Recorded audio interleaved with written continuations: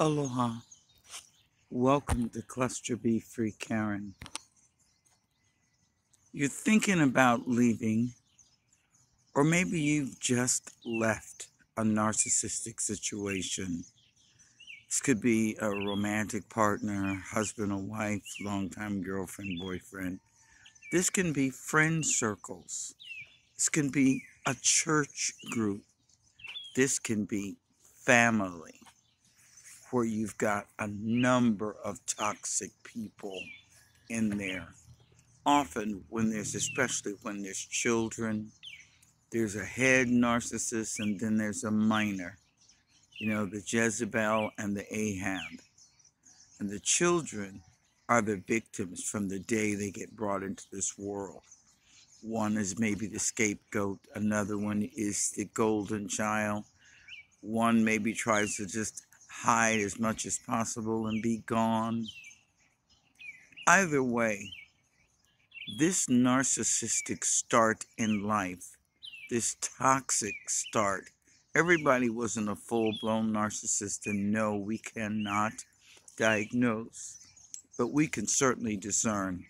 We read the DSM-5 and see that the people we're dealing with are matching a lot of those traits. It's a narcissistic situation. It's unhealthy. Even if it's not that, if it's manipulators, it's unhealthy. Steps need to be taken.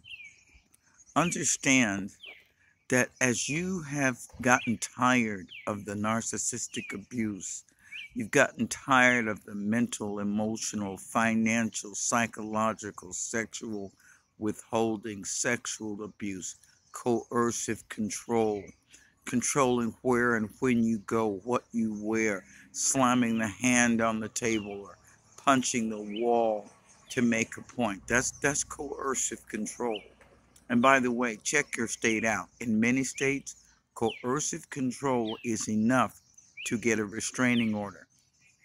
That person doesn't have to lay a hand or a foot on you if they're doing coercive control. Either way, learn about narcissism. Plan your escape. Keep your plans to yourself. When you're dealing with aging narcissists, whether it's the parents or you're in your 30s and the guy or woman you're with is 10 years older, they've already got you outmatched. They've been here before. They've been left before. They've been dumped before. They've dumped others before. They can see the difference in your countenance. Maybe you're not getting as angry as you used to get when they did things. Maybe you're not mouthing off back if you ever did. Whatever, they see and sense the difference in you. Look out. Here comes a love bomb. A little bit of that person you first met, whether it's romance, friendship, or business, they'll try to make it like old times to confuse you, to get you to stay. It's just a ruse. Start learning Grey Rock. Understand with violent narcissists, Grey Rock is very often not effective and can be dangerous. Every one of you need to understand that domestic violence is much more than hitting. It is all those other forms of abuse as well. Call the National Domestic Violence Hotline, 1-800-799-723, 1-800-799-SAFE, Sam, Adam, Frank, Edward. Get a local domestic violence advocate. They will know much more resources in your local area than the national number will. And plan your escape. Expect blowback. When they can't get reactions out of you, see, that's where they get their fuel from. Getting emotional reactions. So they'll gaslight you. They'll triangulate you, tell you about some other lover or someone coming on to them at work or some prior situation they were in, how he or she did it better than you. That's not what they told that person, by the way, on the way out the door. But they will triangulate to get you to try harder. They'll give you a little taste of the good that you had in the beginning so you'll stay. That's how they trap you. It's called breadcrumbing and future faking.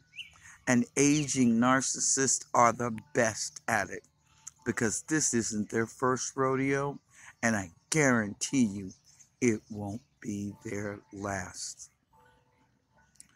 Whether you're just leaving or you've already left, learn about the trauma bond.